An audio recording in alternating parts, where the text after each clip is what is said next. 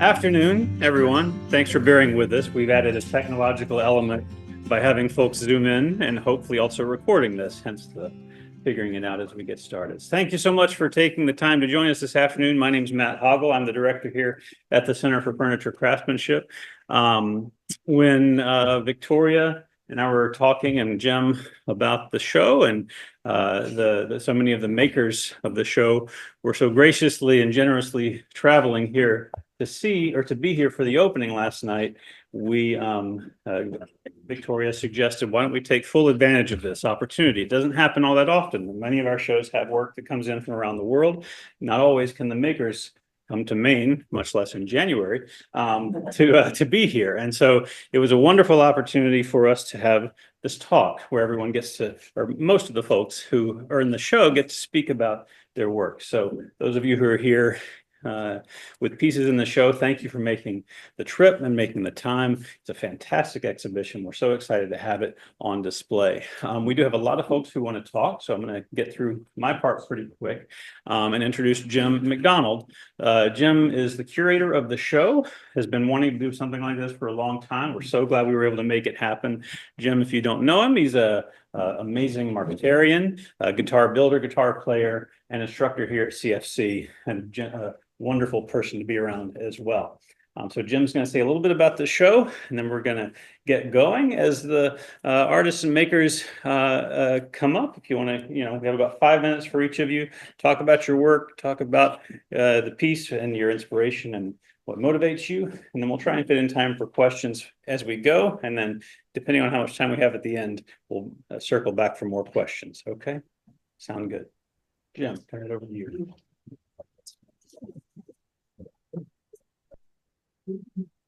For the first time I've heard Matt talking to a workshop full of people and not mentioning tool safety, fire exits, and all the other good things. I'm so happy everybody came here. I'm having the time of my life this week. It's incredible to reconnect with marquetry folks that I hardly ever get to see, and to meet a whole raft of new ones that I've always respected their work or just recently found out about their work. We concocted this show, Matt and Victoria and I, over lunch about a year ago, last January, and put out an invite.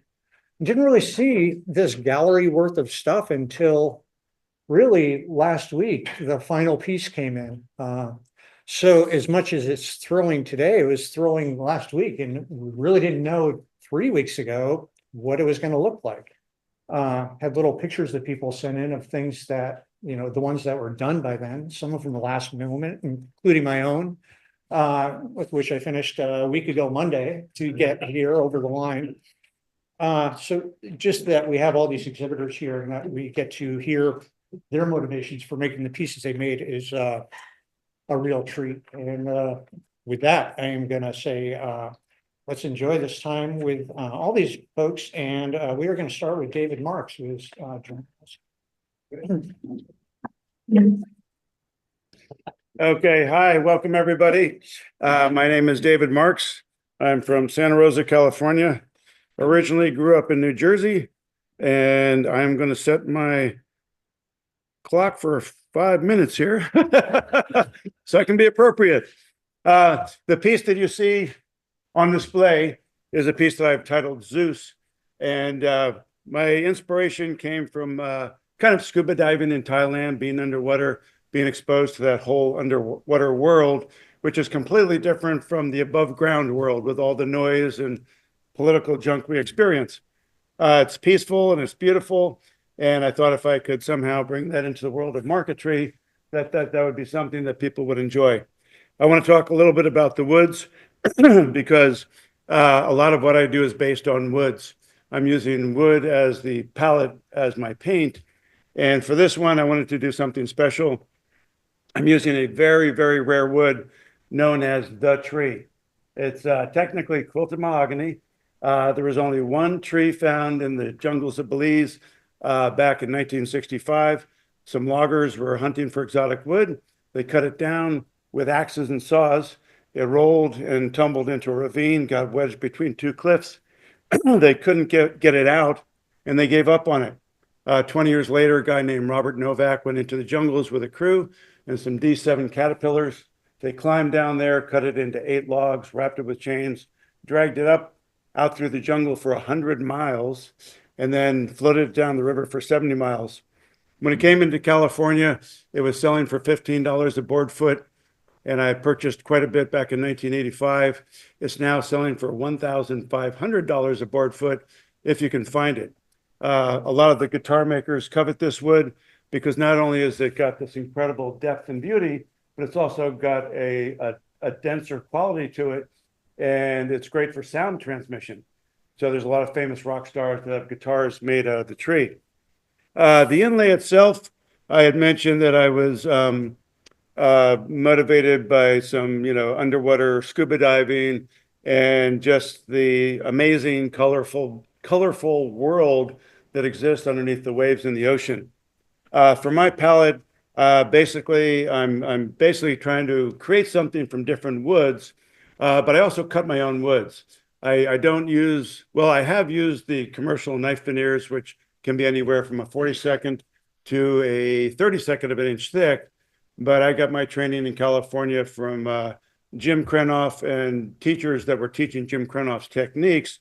And so I cut everything on my bandsaw. I do a lot of bandsaw work. I've got 5 bandsaws and a drum sander. So I technically make my own veneers, and I cut them at 1/16 of an inch thick. I almost exclusively use the double bevel marquetry technique, which means you're taping 2 veneers together, tilting the saw to roughly 4 degrees, and cutting those out for like a glove-tight, perfect fit. It's very tedious, very time-consuming. I will admit I've got about 6 months into this one piece of work, off and on, doing some other things, taking a break from my eyes and neck. But I also have a good friend named Larry Robinson, who has taught at our school. My wife and I have a school in California. We started over 20 years ago. And Larry's taught there 3 times and teaches classes on inlay. And Larry is kind of a master of working with shell. So I love the depth and beauty that you get from abalone shell, mother of pearl. And then you can see some of these fine tendrils up here, or spines, which are white mother of pearl. Some of the ones below it that are surrounded by that orange wood, which is pernambuco, is black lip mother of pearl, which has a very rich quality to it. A lot of people ask about the section at the base of the fish, which is reconstituted stone. It's basically used for knife handles, but it's a resin, and they mix in different colors and somehow create that veining technique. And for the tail fins, I used curly koa from Hawaii, but I cut it out in a fan shape. And everything, again, is, cut and glued. It's all double bevel marquetry, so the joints are really, really tight. I'm also a wood turner, so I created the ring that goes around the border, and that is the largest segmented ring I've made to date. It's 28 inches in diameter and 48 segments. Each one has a veneer of holly in between it. And there's 2 of those rings because essentially you need to create a bricklay joinery to make that ring really, really strong.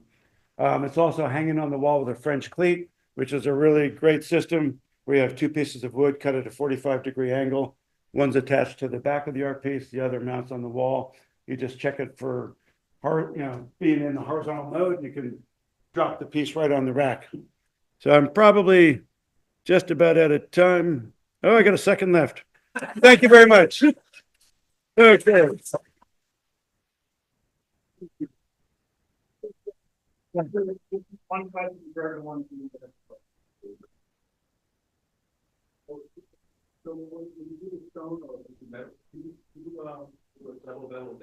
I'm doing double bevel on the recon stone, double bevel on the mother of pearl, double bevel on the abalone shell, double bevel on the black lip mother of pearl. And what I found is that if I go to a 2-aught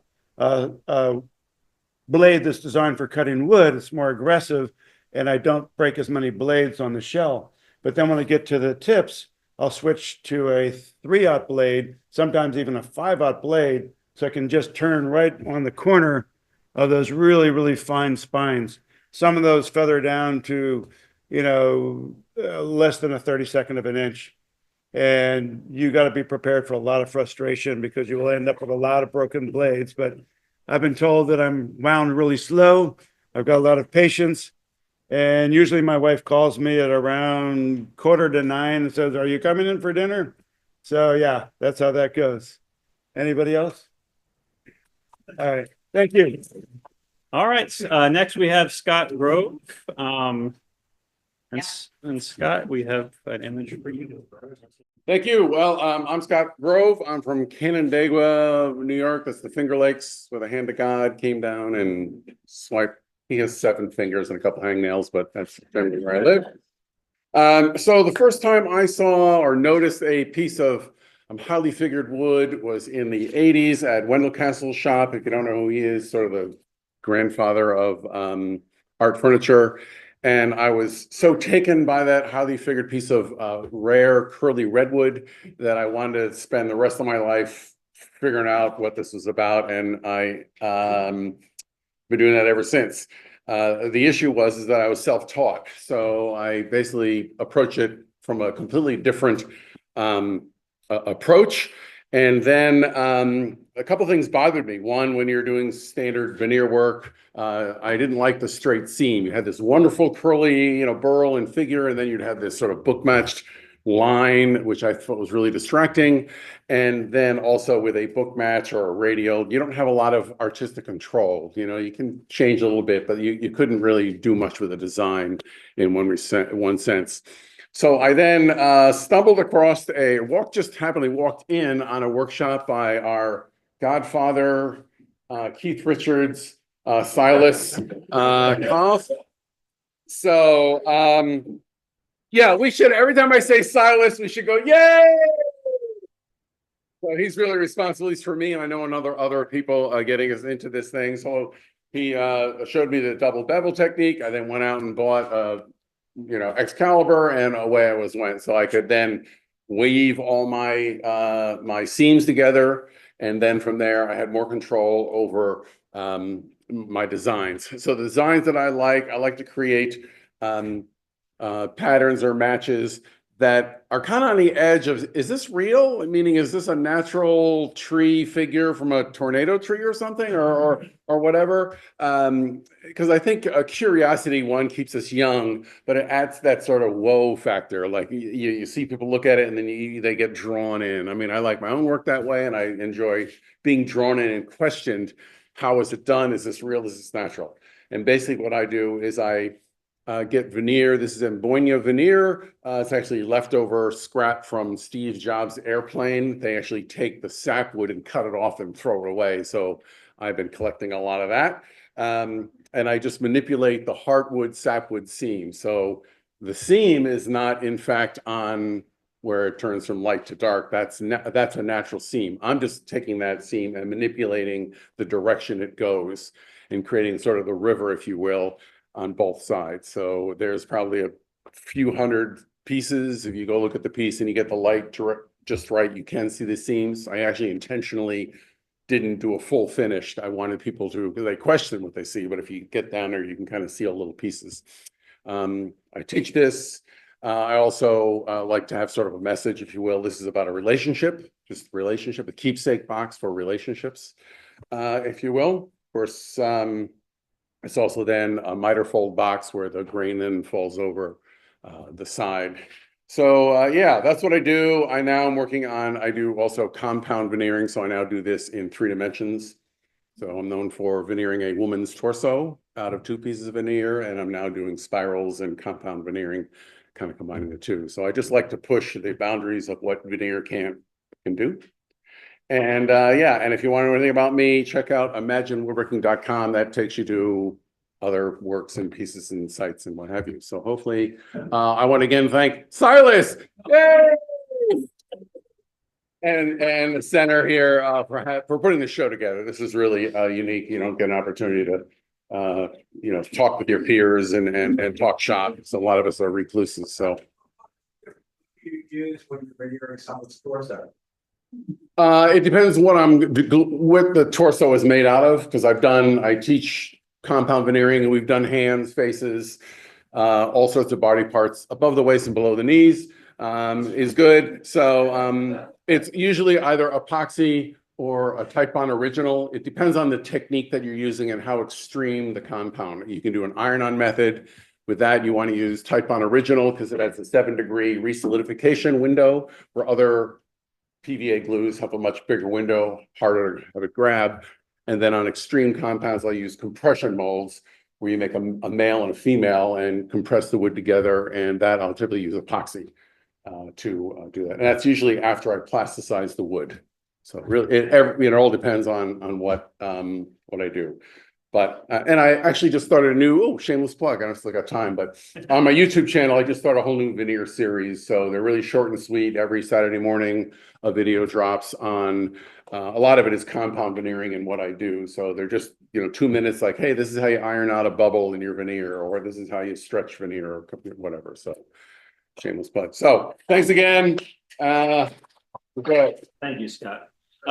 David and Scott have both done an excellent job sticking to 5 minutes, which I didn't expect for most of us. So, well, good way to start. Next, we have Susan Bart, who came all the way from Spain to join us today. And we have 2 images for you. Okay, thank you very much. Right, I'll try to do my best with my English. I'm very sorry I called your attention. Be concentrated. I'll try to do my best. I'm going to read because I prepared something for just 5 minutes. I hope you understand something. I'm a contemporary artist working in the art world for 25 years, and I work mainly in the discipline of sculpture.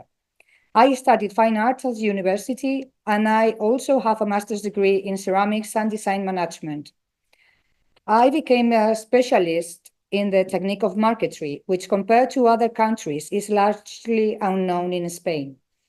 Even though the use of wood marquetry technique identifies me, focusing on working with a single material limits creative potential. By incorporating other materials in my work, such as ceramics, and more recently recycled plastic, I have opened my horizons. I usually work by series and themes, where the theme of ecology is a recurring issue in my work. As an artist, it creates a moral dilemma for me to produce works that will generate an ecological impact like waste. Thus, I feel obliged to incorporate waste materials and give them a second life. The plastic I use is all collected and transformed by myself to be used in works of art. The work I present here, it's part of my series of dystopian crops. Dystopia is a fictional representation with negative connotations of an hypothetical future derived from the over effects of humans. In a world where we modify the natural materials that the planet offers at our whim and benefit, this work could not be missed out. In the 21st century, the use of natural woods have become the sole preserve of artisans. And that is because of the vagaries of the knots, grains, and variations of each tree make the uniformity needed in cereal products difficult. Thus, it would not be surprising if in forestry R&D it was possible trees grown with their inner lobe in a specific shape and color for decoration. Dystopian Poppy is a sculpture where I reflect the drift of the world we live in, believing that everything can be done when we know that there are plants that shouldn't be grown artificially, as is the case with the wild poppy. It is a plant in a pot whose soil is made up of remains of wood and plastic. On a technical level, this work has been a challenge due to certain factors. The first is to build such a thin curved wooden plates with marquetry. The second is that this marquetry is built with natural wood veneer than recycled plastic that I created to turn them into veneers. Thus, as far as I know, I may be the first artist to incorporate this material into marquetry, replacing, for example, the traditional inlays of mother of pearl and precious stones, since we are already living in the age of plastic. Last but not least, the main contribution that characterizes my artistic work is the use of overlapping wood veneers to add texture to a marquetry. In short, and to finish, we have moved on in the world of industrial furniture, never artisan, to using solid wood, natural wood, to covering artificial boards with natural wood veneers, as marquetry, to covering these boards with dyed or wood artificial wood veneers, to coating them with resins and plastics that imitate products manufactured regardless of whether they are toxic or non-biodegradable. I do not declare myself to be an eco activist, but I'm just getting things out into the open by saying where we are. In marquetry, there are many things which, for me, have a secondary importance, such as the techniques, gaps, durability, etc. What really drives me is the idea and the first impression you get. I do focus on the sense of feeling a work brings and build an idea from the sculpture. There is a truly conceptual artwork. And thanks for your time. And for one question for Susan. You spoke of plastic that you gathered, but I couldn't understand where you gathered it from. Mostly from the sea. Yeah, I'm involved with different organizations, and they collect plastics. They go some others from myself. I mean, many places, many different kinds of plastics. The problem of recycling plastic is that every single material melted at different temperature. So you need to be looking for what the bottles have some, trying not to mix the plastic because it's very difficult to recycle. It's a problem. Can you talk about the vines? Because when you explained to me that there was all these many little pieces of wenge, I was blown away. Yeah. On the vine of the plant. It looks as if it's carving, but I just add small pieces of veneer, one on top of the other. And then, which is easier, much easier, and you get the idea of texture. And I do many works in that style, just with texture. Because I find that usually marquetry limits us because it's very flat. So I'll try just to put it, just adding one on top of the other. There must be hundreds and hundreds of pieces there. Yeah, but it's easy to do, much easier than the usual traditional technique of marquetry. Thank you. Thank you. And came completely intact across the ocean despite shipping turmoil without damage. So also you should teach how to pack your work as an additional. Next we have Patrice Lejeune. Patrice? Yes, I'm gonna have notes because 5 minutes is too long for my attention span. So in my work, I like to honor traditional techniques and materials and things like that. But also, for those who know my work, I go from very traditional French pieces to contemporary abstract works. And in that particular piece today, I kind of went for something a little different. My favorite pieces that I make are the one where I have an idea and I stumble onto how am I going to do that. So this one was a very simple idea. The start was I wanted to incorporate sakura type print Japanese and make it into marquetry. And finding the right materials was paramount to get, for me, the best effects on that one. So it's the simplest thing. It's paper and 2 inks. But translating it in a piece of marquetry is a little challenging because using wood for paper doesn't really work, in my opinion. So I did try to find the materials that would kind of give that impression of paper. So I chose goatskin parchment because it has that kind of touch, silkiness, and look that you can get from paper. And already went off my notes, so perfect. Let's forget about that. So the parchment has been used in furniture as a covering, usually on its own. You don't really use it in marquetry because it's not the best material to use as a piece. It doesn't like moisture, pressure, doesn't like being cut in a shape and stay that shape. So it's really challenging materials to work with. And I managed to find ways to use it and make it as a background in that piece and get that paper effect. And then to get that ink effect, I did try different techniques. Some of it was to kind of create a compound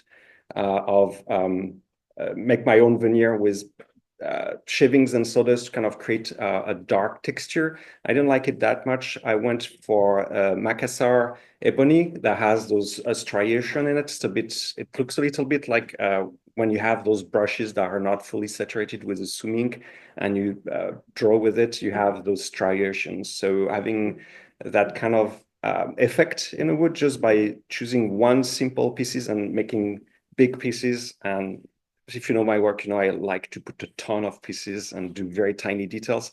So this is the opposite of what I usually do, which is like looking at the wood itself and using it as big blobs. And then for the sakura petals, I wanted to work with transparents, and I like to recycle materials. I think every wood is precious. Not all of them are pretty, but all of them are precious. So when I cut wood and I use veneer and things like that, I try to keep. I have boxes of small pieces that I use in my art where I kind of do collage with them. And also when I scrape areas, I keep the scrapings and shaving the sawdust in boxes. I'm a hoarder. And reuse them later in pieces. So when I need to do accents like those petals and I get transparencies, sometimes I use shavings or sawdust or scrapings mixed with glue, or you can mix it with oil painting and to use it as a pigment. So on that one, it's scrapings from a tulip I made 10 years ago. And I kept until I needed some red. And I had some scrapings, I had texture and some sawdust.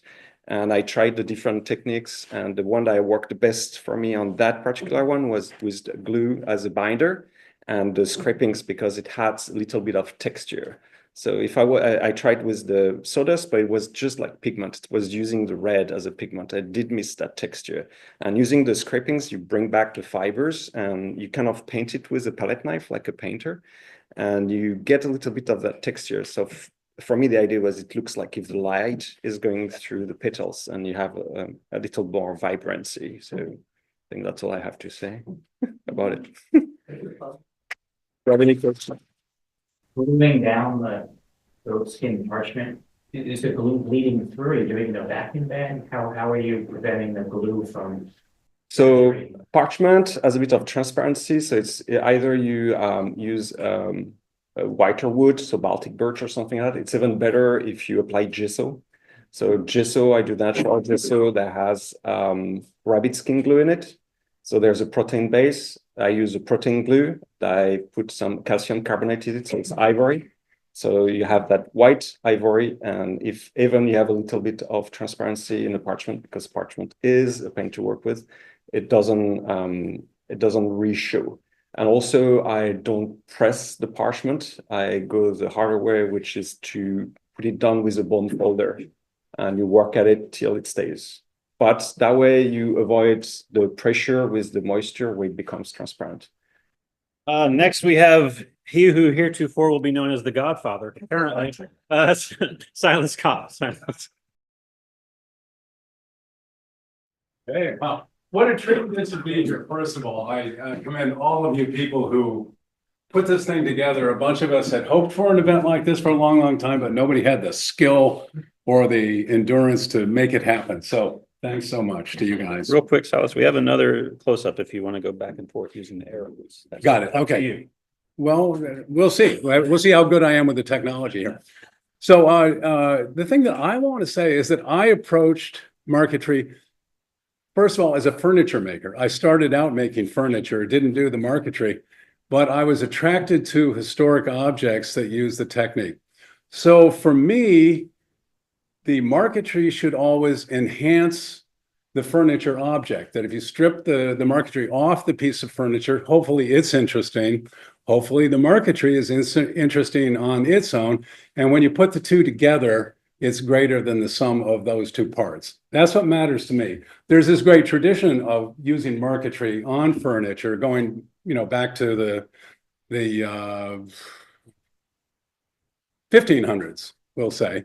And then certainly the great classical furniture of France and Germany, Italy, Spain.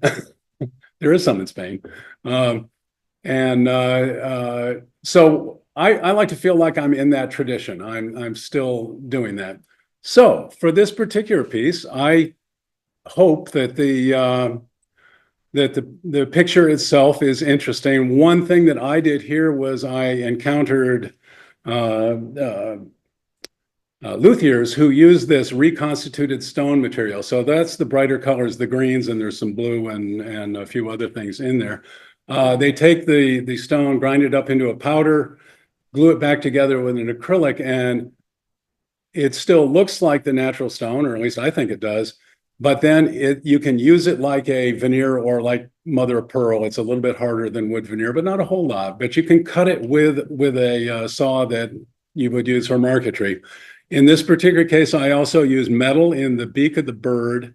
And so there we go. So that's been the way that I've worked for a long, long time. Is when I design a piece of furniture, I often start with a concept. What's the marquetry thing going to be like? I often want it to be raised up to where you can look at it easily by eye. So hence I've got the image up there where you don't have to bend down low or whatever. I like vertical formats for pictures, although I do tables and the like there sometimes too.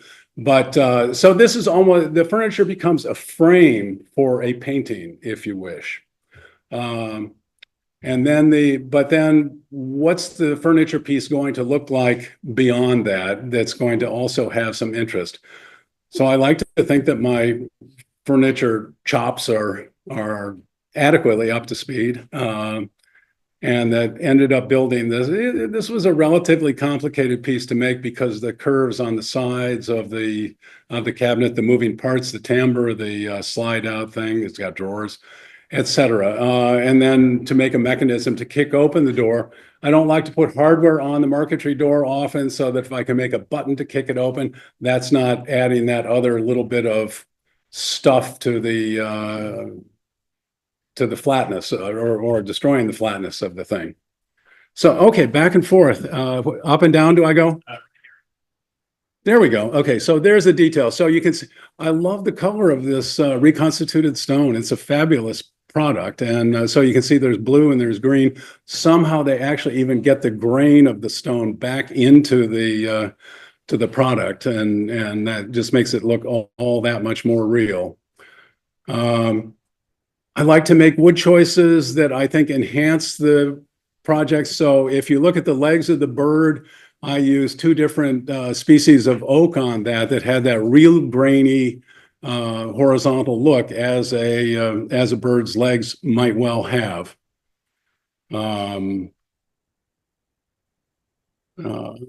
That's it. I'm done. I haven't used my whole 5 minutes, but I've said everything that I can possibly say. Okay.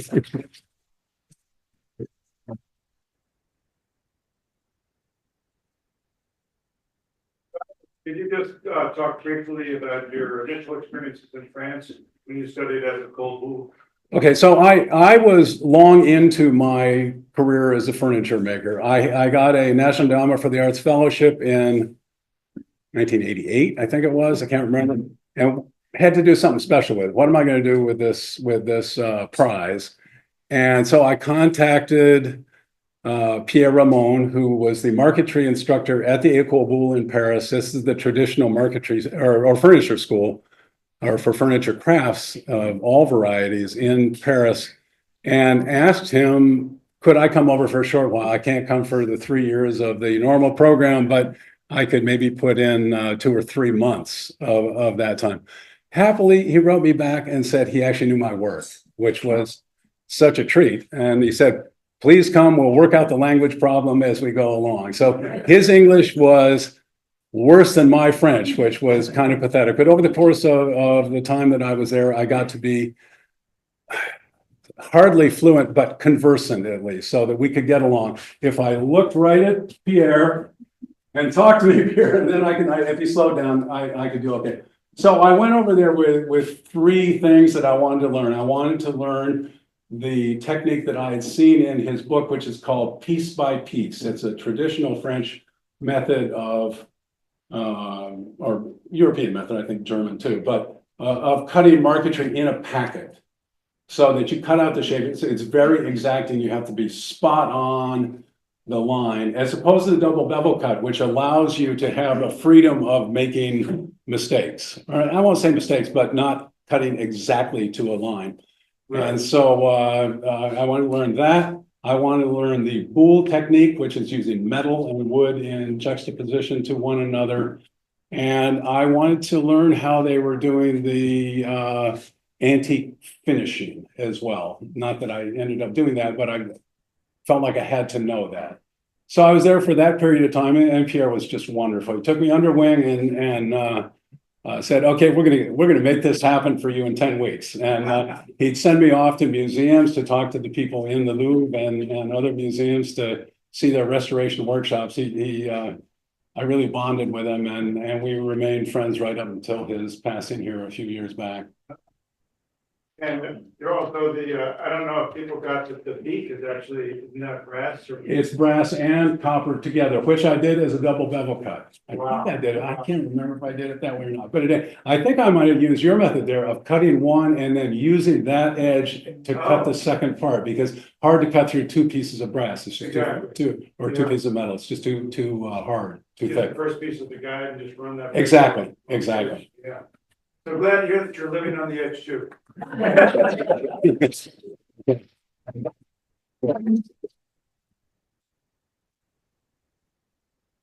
Thank you, Silas. If we're sticking with the Godfather theme, Sasha, I'll let you choose which of the Corleone family you want to emulate. But next we have Sasha.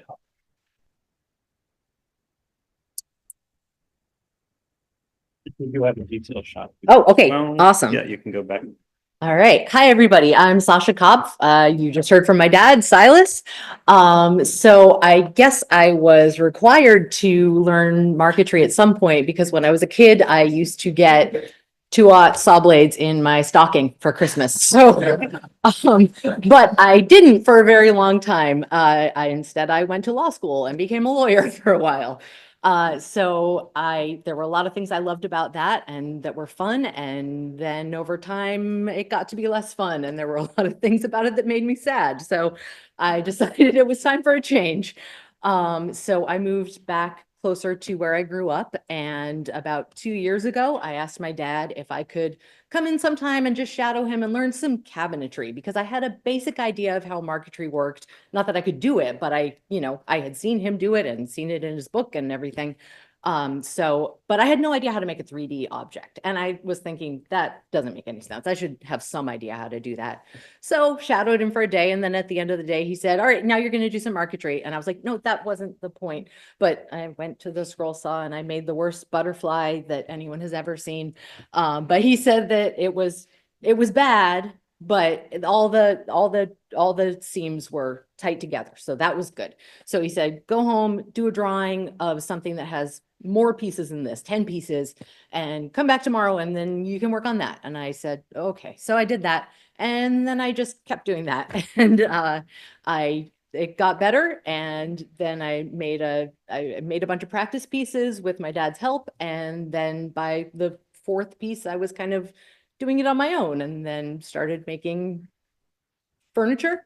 And now I'm hooked. So the Jim's description for the show included where you're at and where you're going. And I don't know where I'm going, but I would say where I'm at is that I am having a lot of fun, and I am enjoying making things that other people think are fun and that surprise them and make them smile. So that's where I'm at. That's it. Oh, and I'll show close-ups. If you haven't seen the opening mechanism, this piece doesn't have a handle. You press the little book and it makes the door pop open. So I'm proud of that.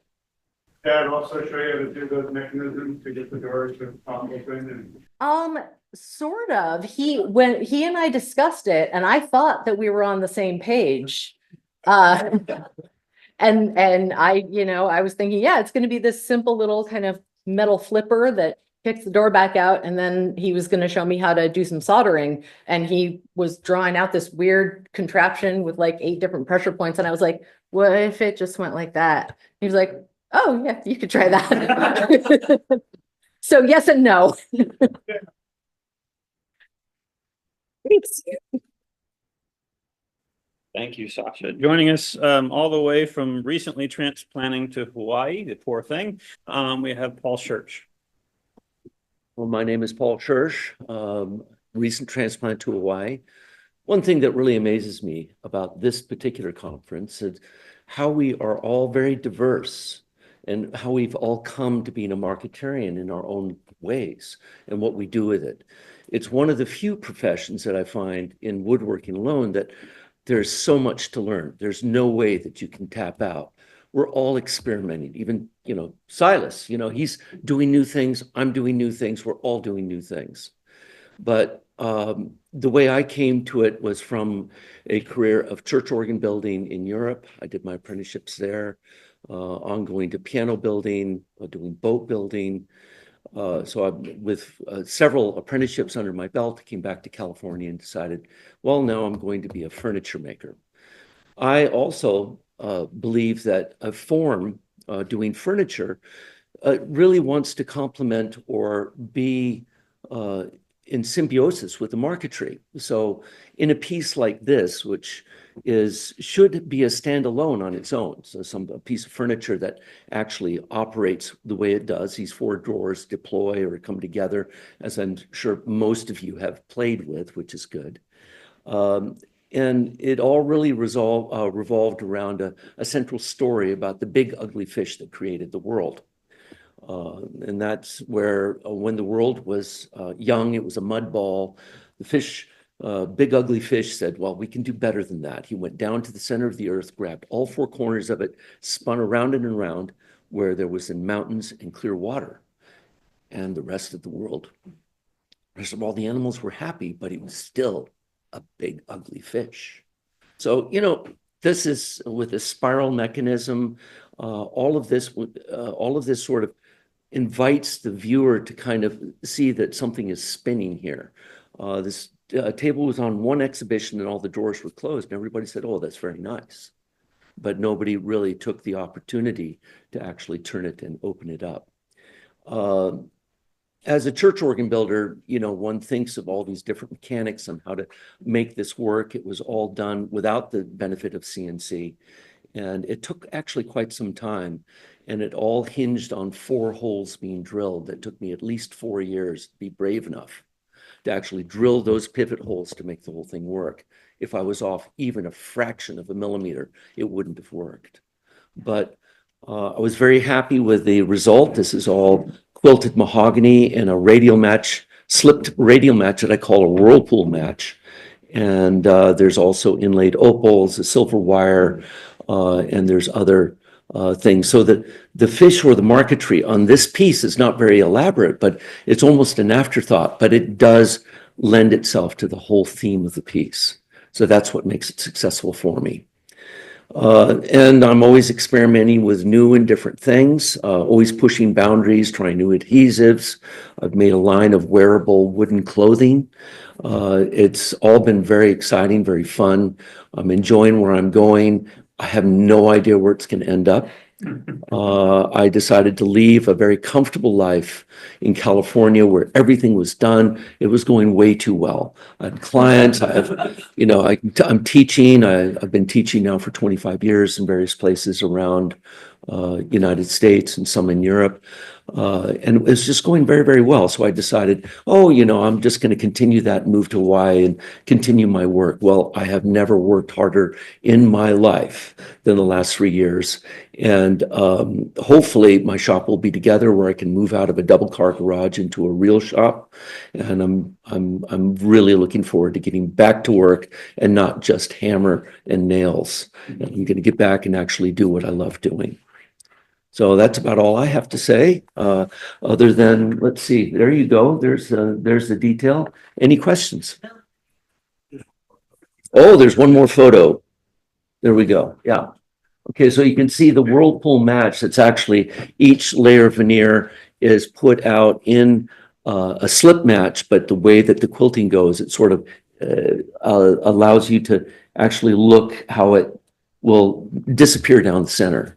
Now, I learned an Italian technique of packet cutting. So three methods that were taught to me was packet cutting, where you put a number of layers of veneer together. Your scroll saw is straight, so it's not double bevel, and you cut out up to 16 layers of veneer to a pattern. And the background also is included in that. So when you put together a pattern, it's like putting together a puzzle with numbers. It's paint by number. The kerf is very small. And when you put adhesive on and you glue this whole one skin that has the marquetry on it onto a substrate or a surface, all the gaps tend to close up magically.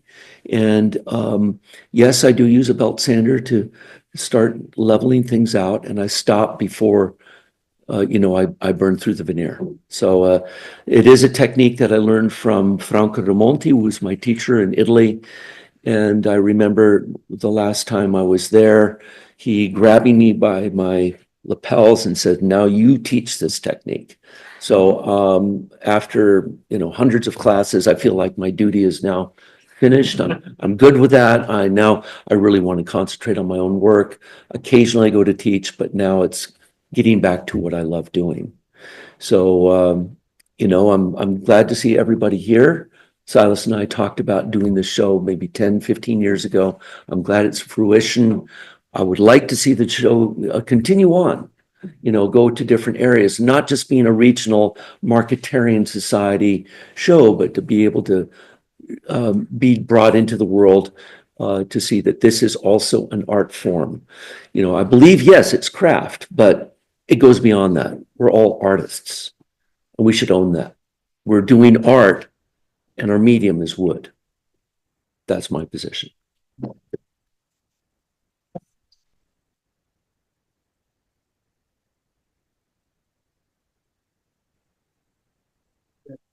The difficulty in how hard it is to spin such a large piece on a scroll saw. It seems like it'd be really hard to get those kind of really sharp corner edges. Oh, yes.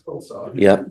Well, the advantage of doing something like this is that you can see that there's this radial match, and I pre-assemble my entire radial match. I mean, how do you make a table which is 16 feet long and 4 feet wide? Well, I've done that. And I have a little tiny scroll saw. Well, how do you do that? Well, you break it up into manageable sections based on the actual seams of putting some of the various leaves of veneer together. You can actually build this entire radial match, as it were, and then I can cut it apart again just to a smaller section, work that section, and then rejoin everything for a complete piece. So the larger projects don't scare me anymore. Over in Italy, we had these huge scroll saws with 9-foot throat and just these massive things to be able to put a little tiny pattern in it. It's a 2-person job, usually done in the morning with plenty of caffeine and sugar in your system. There would be a guy that would be there and sort of guiding you, and the blade is turned around backwards. So you're actually pulling the piece. And, there's a lot of references to family history and, your grandmother and, so there's a guy that's sort of guiding it. It sort of reminds me of somebody landing an airplane on an aircraft carrier. And then when he does spin, and you're going to go over that way, he ducks down, spin the entire packet while the machine is running, grab it again and continue pulling. So it's always very good. About noontime, everybody's crashed. Go home, take a nap, drink some wine, eat food, make love, go back to work. So that was the Italian system. I love that dearly. It's great. I've tried to recreate that. I'm not getting a lot of traction in Hawaii. Any other questions? Okay. Thank you very much.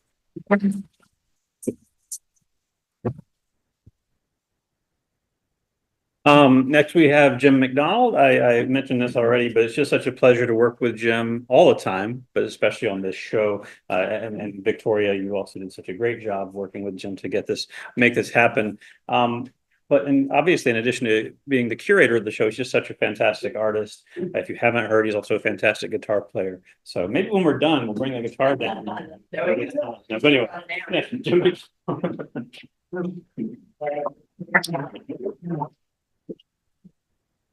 So one of the pleasures of this gathering is 13 exhibitors showed up. We went to dinner last night and ended up sitting way down the end of the table. They put all a bunch of tables together. We're sitting across from each other and seemingly 30 feet of table. And I'm looking down the line. And all of a sudden, I noticed somebody holding their fork with their left hand, and then somebody else, and then somebody else.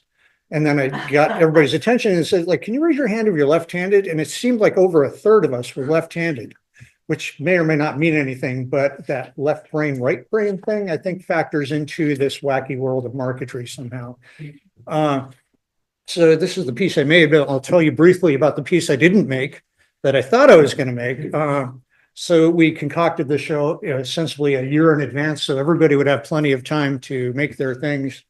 As the spring was rolling through, it came up, I'm going to do a chest of drawers, and it's going to be all the drawer fronts are going to create a scene that creates the logical conclusion of the tiny house movement. It's going to be the tiny apartment where people are actually renting out the insides of a chest of drawers because that's all they could afford. So, but then the summer went by. We had their busiest year ever, I think, and I had still not started my piece. I've been making guitars for a while. And actually, last year was a good guitar year for me. I got picked up by two high-end boutique guitar dealers and had another one of my guitars go into a museum. So I forgot the bureau and went into, I want to make a guitar, it just makes sense. And had up until a week before Thanksgiving, not come up with a marquetry idea yet. And was talking on the phone with an artist friend of mine who's a latter-day Gandalf type world traveler character that has been everywhere and done everything. He's telling me a story on the phone about he went to San Francisco and just in front of him and said, hey, let's go check out this artist, and walks in the studio. And it was the artist who had done the Grateful Dead album cover, The American Beauty, which is a beautiful piece of work, shows, all trippy stuff. So it's like, oh, I want to do something like that. And as he's talking, the actual guitar itself is just this odd shaped canvas to work with. So I had the idea of shooting an arm up into the furthest corner, and then just kept sketching, and it turned into what I ended up calling that summer concert of tried to just create a scene. Like, I think at this point, everybody has a memory of that glorious summer day where they saw that band that played all the music they loved, and everybody was in movement, having a great time. And so I just wanted to bring that spirit to this piece. And once you get the technique down, it's kind of like, what am I going to do with it? And you get into the world of composition and further of, bringing your truth out to the world. And for me, on this rock and roll genre, the electric guitars, it came into my hands when I was like 8 years old, was a rock and roll instrument. So in that world of rock and roll, it's pretty much anything goes. So I wanted to create a scene that kind of brought to mind a summer concert and the moment where you're hearing excellent music and looking around and everybody's dancing away. And just so it became a challenge of, okay, how am I going to do that? And so started with myself with the camera turned around so I could take selfies of trying to, stick that arm up into the corner of the guitar. And then luckily, I have my beautiful wife was fair game to come out and also model, and I could just kind of look from a few steps away and say, okay, turn this way a little bit, that way, and snap a picture. But then it's down to you end up with a piece of paper in front of you, and it took me 3 or 4 days to just keep developing the design until it looked like somebody naturally in this moment of movement where they've gone all the way as far one way as they're going to go, and they're about to spring back the other way. So her hair is flying. There's hawk feathers tied to her hair that are flying in a different direction. She's holding these 2 flames that are blowing from the movement, and the halo going around her head, I kind of saw as like a blink of a moment of music coming at you. whether it be a boom or a guitar chord or something, and the snap of electricity that loud music kind of hits you with. So in these oak leaves, there's kind of my more natural version of lightning bolts to portray, all those red oak leaves have those sharp points coming off of them. I was actually like still trying to figure it out, and I walked out of our door one morning and there's an oak leaf sitting there, and it's like, So incorporated that. Oh, right. Yeah, and I think over the years, Silas has been generous enough to gift me some veneers, and I think the green one is one of the ones you gave me. And it seems like the colors of your older stock are just beautiful colors, and the dyed veneers you get nowadays are super saturated, poke you in the eye colors. So I really appreciated that, and I've used them a few times and to good effect. Yeah, and that double bevel marquetry that I learned from Silas is just an open door. You can do whatever you want with it, but once you can create a piece instead of packet style, where you can create 12 pieces all at once. From a marketing standpoint, there's an advantage to that, but from a personal expression standpoint, the double bevel gives you opportunity to really play. And you're never beholden to the line you've drawn. You can change it at any moment and everything still works out.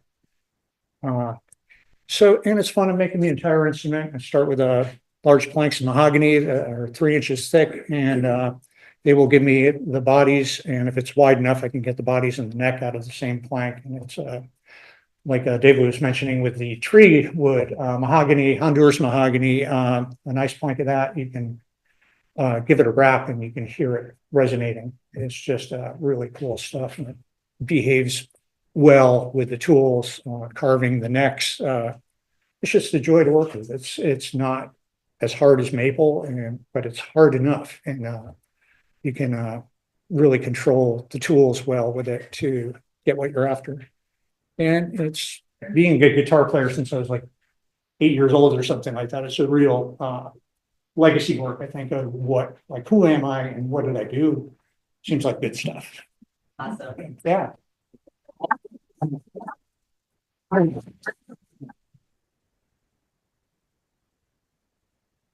you talk about the biography you do? You do that before you assemble or after you put the Well, together? like the double bevel, I'm taping it all together, gluing it down to the surface.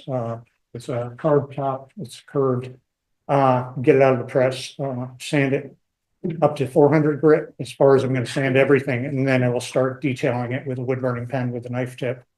I like to create kind of a look of etching, also sand shade things, but I didn't find that to be as precise as I wanted it to be.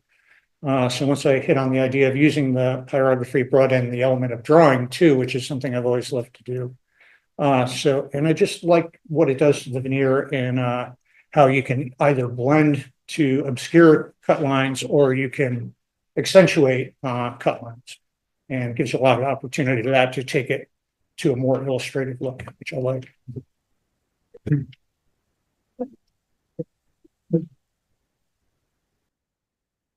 Okay, spiders. Will you say something? Okay, ready to go? There you go. Okay, well, thank you. And first of all, I want to say thanks to Jim and Victoria and the gallery staff for making this happen. This is, sort of a remarkable opportunity for marquetarians to gather professionals from all over the country and many other parts of the world as well into their own breakthrough show. So I think it's important for it to happen. To echo what Paul Schurz said, with this art form, this show is an important show to make sure that we let inform the public and other people that it is a legitimate art form. I, like Silas, was a professional furniture maker, and discovered that marquetry was an element, of course, in the process of studying furniture making of furniture. And so late seventies, I've been making furniture started in the early seventies. And late seventies, I picked up a copy of Fine Woodworking, and there was Silas Goff. So he has been an inspiration, and we shortly thereafter met through correspondence and have since worked together on some projects. And even years later with Paul Schurz. So we are the old guys, been around a long time doing this stuff. And I'm so delighted with this show to see not only younger folks doing this professionally, but how many women have joined the ranks. I mean, there were, back in the late 70s, there were, as far as I knew, 4 of us in the country that were professionals. And now there are dozens, I'm quite sure. So I'm delighted to know that. Cindy Goldman, my art partner and collaborator and business partner, we met each other about a dozen years ago, and she was a very successful graphic designer for a long, long time, and had even designed some furniture pieces because she wanted to learn how to do that. And when we met, I had those skills. She wanted to learn some, so I called her my apprentice for a long time. And now, as she's achieving mastery, I call her master often because I'm learning so much from her. So we collaborate on these things in every aspect of it, the design and the execution. And a lot of times we disagree and we argue until we reach consensus about how to proceed. And as it in all the projects that we have done, that's been a very successful collaboration. So as you see from this cabinet, it is another standing cabinet.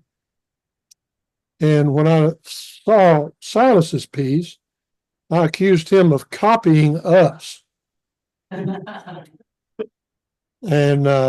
however, he completed his piece before we even started on ours. So all I can say is great minds run in the same circles. This piece was challenging in many, many ways. It does have a amber marquetry. This is the second one that Cindy and I have done together, but I started doing a number of those back in the 80s and found it to be just a really a nice touch and a way of saving some space when you have a cabinet, so you don't have the opening the doors maybe in the way of accessing the cabinet. The challenges, the interior. When we posted this on Facebook, a number of my friends said, "Oh, was that interior done in marquetry as well?" And I said, "No, I would be dead." And it would be in another 2 or 3 years before that could have been done. But that was some fabric that we were able to find. And Cindy did a great job of matching the fabric, kind of almost book matching it when we opened the timbres. We both love color, and so the pre-dyed wood veneers that we buy and mix them with natural woods are something that is characteristic of our work. We achieve this through a number of methods, and we use laser cutting. I have a 26-inch Hegner scroll saw that I use, and of course the ever-present and very helpful X-Acto knife. So I can't think of anything else to say about that, except I am honored to be among this august group of marquetry professionals and delighted to see you guys, see your work, and hope that we can maintain contact with one another and pick up some tricks from each other. That's where I have always learned from mentors in my life. So thank you. Any questions before I turn it over to Cindy? Thank you, Spider. Does anyone have a question? Let's let Cindy go. Okay. Cindy, if you're there. I actually got to speak quite a bit to everybody last night. So the only thing that I would like to say, and I keep telling him over and over again, that I was just really floored by the depth in the rabbit hole which Spider created. I worked on all the characters. Spider worked on that rabbit hole when we were assembling things, and I just think it's fantastic. So we just had a lot of fun, and he calls me his art wife, by the way. So, but it's just been so incredible, my journey in learning from Spider, and then us getting to a point where we are now, business partners and collaborators, and that collaboration has always been so rewarding to me, and I'm just really grateful and like he said, so honored to be a part of this show. I want to add one more thing. When I first started marquetry, before I attempted to do a piece in furniture, I was doing small boxes, small jewelry boxes. And so I eventually led me to a commission for a private client to do what I claim to be the largest marquetry mural in the world. It's about 60 feet by 8 feet. It went into a ceiling in a narrow hallway in this client's home. So the point is there's no limit to the scale of what can be achieved in our art medium. And definitely want to thank Cindy Goldman for putting up with me in my footage. So we'll continue until I can't function any longer. So thank you, everybody, again. Thanks, Spider.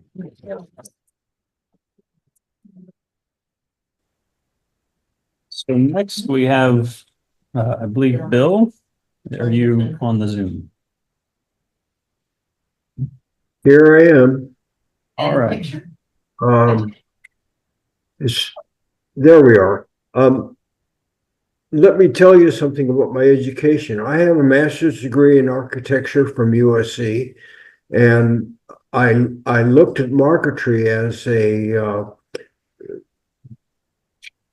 technique that I could use inside of my abstract geometric forms, as you can see in the piece that I sent back to New York. Now I have a little video that I made that has me walking around and showing different things that I've done, and I'd like you to see it.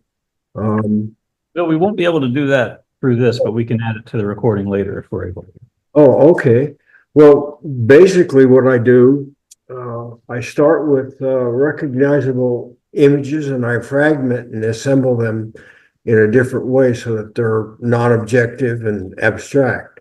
And once I get something that I like the way it looks, I laminate it to the different forms that go together, and finish it with epoxy and catalyzed lacquer. This particular piece is, if you see it, it's made of basically 2 equilateral triangles with 3 rectilinear forms that are stacked. So the whole thing sticks out from the wall about 6 inches, and the forms are all overlapped. And what is hard to say is the decorative arts versus the fine arts. I think that there's seems to be a contrast in people's opinion about what one is and one isn't. And what I've tried to do is to take marquetry and make it into the fine arts. But what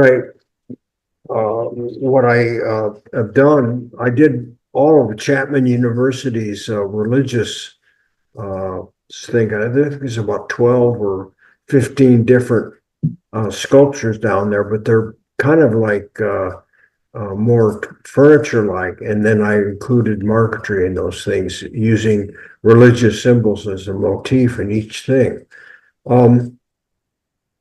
I created a sculpture for Cedar Sinai called kanzashi, and kanzashi is Japanese for their combs that the geishas use, and those combs are decorative as well as geisha can use them as weapons in case they're bothered.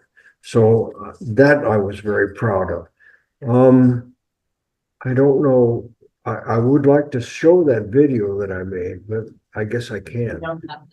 Not, unfortunately, we can't, but like I said, we'll try and add to the recording and get a copy. That's all right. I guess I can open myself up for questions about what I do. Does anyone have a question for Bill? Yeah. Yeah.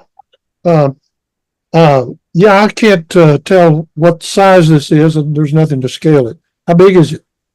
This particular piece is it's about 5 or 6 feet in horizontally and about 5 or 6 feet vertically, and it sticks out from the wall. From the level rectilinear form is at about 6 inches from the wall, and it's 3-dimensional, and the marquetry wraps all the way around it, and then these pieces are notched and cut out and interlocked together with bolts. So gives it a kind of a more mysterious look, I think. So I have made pieces that are quite large. I did a piece for UC Riverside that was over 60 feet long and 12 feet high, went all the way down their dining area. That was a number of years ago. So I've done some big things like Spider has done. So I guess I don't have anything to brag about as far as that goes. Yeah, I think you do. Thank you, Bill, so much. We're running a little short on time, and we may have time for additional questions at the end. So thank you.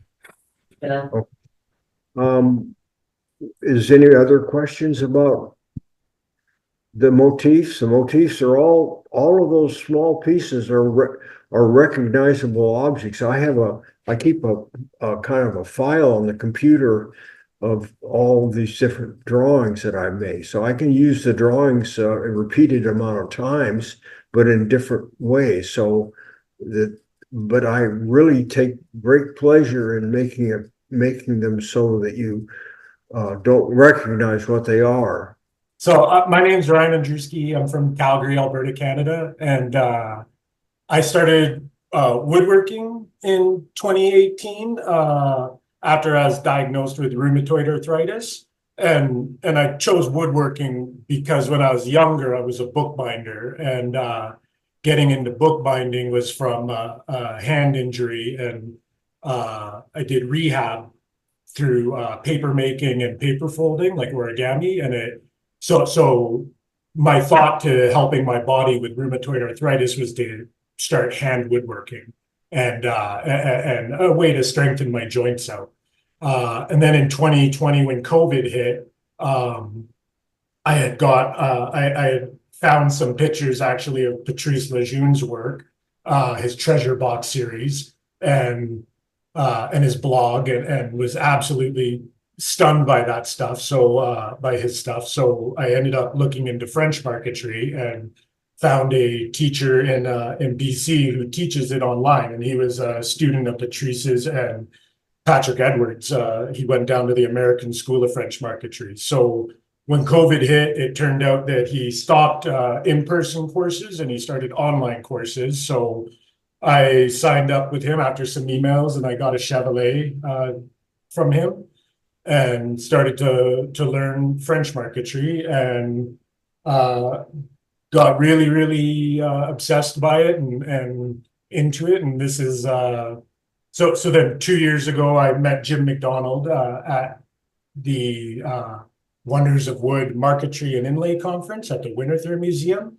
I was lucky enough to get a scholarship down there to go see that and see some of that amazing work, and it kind of pushed me to continue my ventures into marquetry even more and to learn more. So a year ago, yeah, Jim invited me to the exhibition, and this is the piece that I came up with, and it's my love letter to French marquetry. I was telling Jim that everything that I've done for it, the only kind of marquetry that's not, or technique that I haven't used is double bevel marquetry, but all the other ones I've incorporated into. And I think for myself, that's probably a lot of people talk about art and their artistic loves and likes and everything. And I'm not a very, I just lost the camera.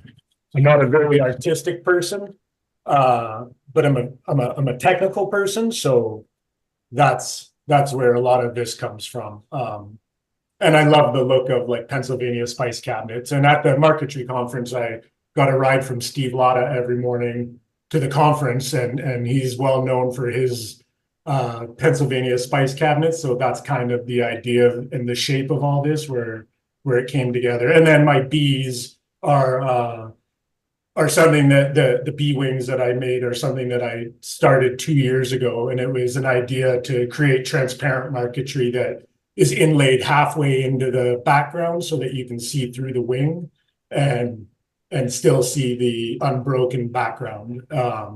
So it's something that I'm kind of starting to play around with and have a lot more ideas to use now in some future pieces. And that's all I gotta say. Thank you, Ryan.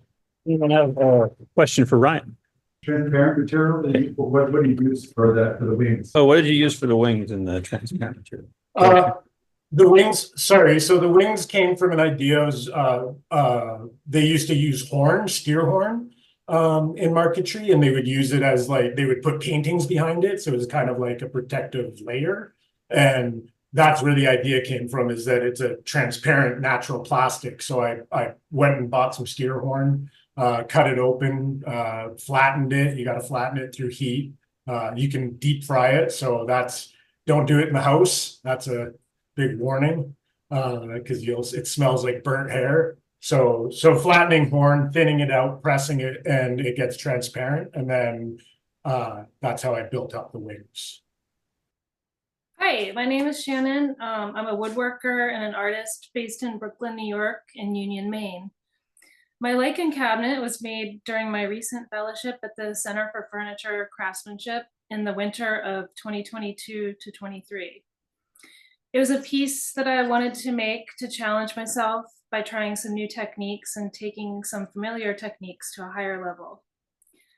The marquetry depicts lichen, which is a theme I use often in my artwork.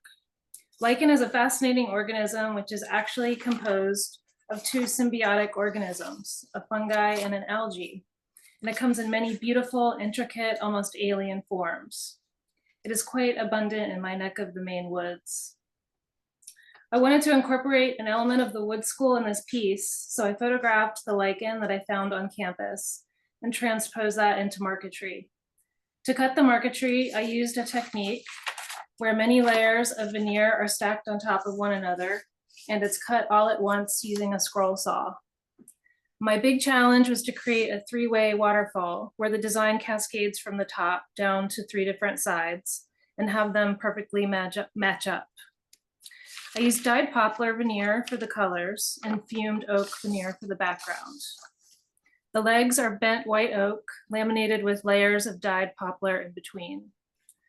The shape of the cabinet is an extension of a theme within my artwork that investigates how gravity and suspension play against one another and how that can animate an object.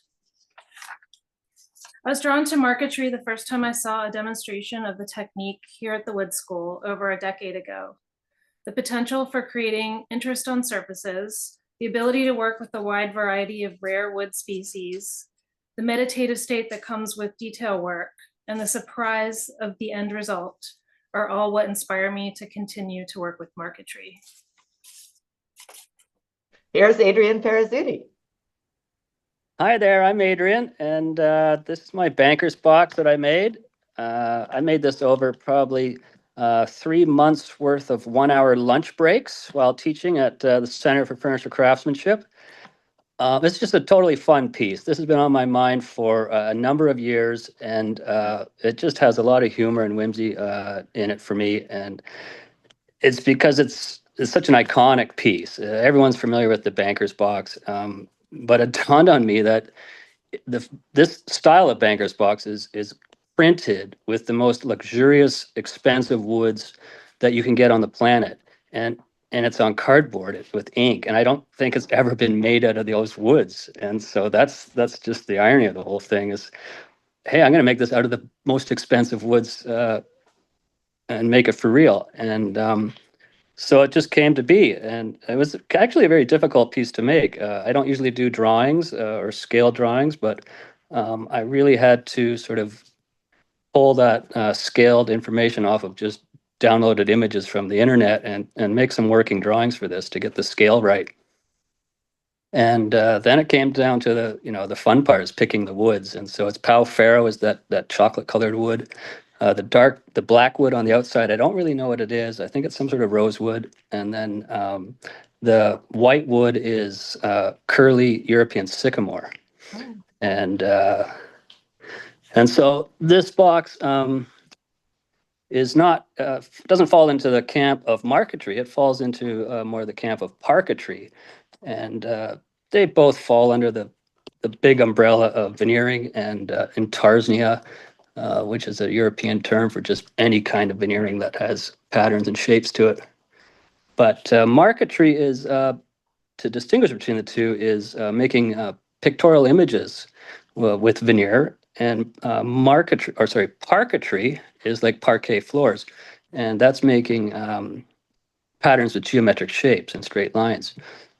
So this falls into that camp, and that's primarily the kind of work I do with veneer. And what else can I say about this piece? It was just a delight to make. It's not often you have just a really fun piece to make that doesn't have the strings of commission work to it, and you can just have a total blast making it. And so it was just a thrill and joy to make. And I'm scrambling to come up with other ideas to follow this up, and I'm drawing blanks. I don't know. Adrian, how did you get started in marquetry? Well, it actually started years and years ago, pulling scraps of hardwood out of a bin of scraps that was destined for the wood stove. And they were just nice woods from Brazil, bloodwood, yellowheart, some holly, and it was just a shame to throw them out. And so I glued them all into a big block of stripes and then sliced that into veneer. And that was the first time I actually worked with patterning with veneer. And that ended up being a decorative box, very geometric, graphic patterns, very striking, high contrast colors. And it snowballed from there. And, bringing that art component into the veneer work is what really excites me. And so it sort of stumbled on it by chance, because a lot of veneer work is just, covering square footage to fake that it's walnut or fake that it's maple. And you go down the other camp of using veneers as, paints on a palette, and you add some creativity to it, and sky's the limit of where you can go with it. Yeah, as this show illustrates with all the different pieces that are in there. Yeah. Oh, I wish I could have been there. It sounds like a great time. I love the also pop art element of this. Again, sort of taking something that is so ordinary and taken for granted and elevating it. That's well, yeah, that goes back to the pop art influence I have in my work, and just going through art high school and flipping through the art books and just seeing those iconic images, that burns into your brain, and it just came out 50, 60 years later as something that I thought of. Maybe like the Campbell soup can is obviously one, but I've always just been a fan of pop art and op art, and I always gravitated towards just high contrast and simple, striking imagery. Welcome to Brian Reed. Welcome to Brian Reed. Who the hell is Brian Reed? You're going to tell us. But I've been thinking about this because, you know, I'm not a big fan about talking about my work, but I've had a few days to think about it. And anytime you make a piece, there's a lot of making involved, but you're thinking about other things while you're making it. And for me is I'm just thinking about people. For example, the door. I mean, the door is, of course, the whole focus of the piece. Well, the door was I made as a demo for the students. And usually I make these demos and then I give the demo away or I throw it away. But I so liked this one that I decided I was going to keep it. And so when I made the piece, of course, what do you think about when you're making it? And for me, it was, okay, well, I can think about all the students I've had over the past 20 some years. Because this is, you know, I made that as a demo for the students, and I'm thinking about all those years of teaching, which is actually a very enjoyable thing. And then you look at the side panels and the top and the bottom and the back panel. And though that is an end grain marquetry. And what am I thinking about then thinking about that when I'm using those panels? Well, those panels were made by one of my students in the Maine State Prison program that I taught for 9 years. And so what was enjoyable about this piece was, one, I'm thinking about my students, both the students I've had at the CFC and the students I had at the Maine State Prison. And so it didn't say it in the placard, but those panels on the side, the parquetry panels of end grain, were made by a prisoner named Charlie. I can't give his last name because that's illegal. And so that's what made this project for me enjoyable. Nice. Is the thought processes that are behind the scenes while you're making. There's so many things you think about. Okay, so you look at the flowers. Mm-hmm. I've had this flower power sort of motif going on throughout my career. And this was just another way of expressing sort of my joy at life because you know, flower power takes me back all the way to, you know, my 20s. Yeah. Yeah. And so that's sort of what inspired the whole piece. And basically, I had very limited resources. I look at it this way. I hardly made anything new with this piece. It's like in the refrigerator, you got like a whole bunch of leftovers. And you pull them out of the fridge and you recombine them, and maybe you add a couple of spices you've never used, and come up with something new. So that was a very common theme for a lot of the makers when they were speaking. That you know they have you know, veneers in their shops from 40 years ago, or Patrice Lejeune said he saves even the sawdust from his work and the shavings in little boxes so he can use them for pigments or textures, when he needs to, and it's still wood. So, and that is so true because, 40 years into it, or 35 years into it, however long I've been making, I've still got things that I have not used from 25 years ago. Yeah.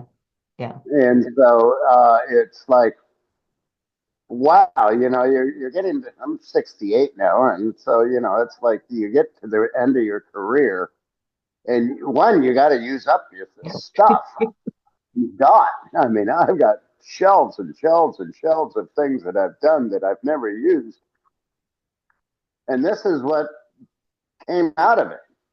how did you start doing marquetry? Where did you discover it? Okay, well, let's go way back. I was an artist in residence at Anderson Ranch Art Center way back in 1997. And I met a marquetarian from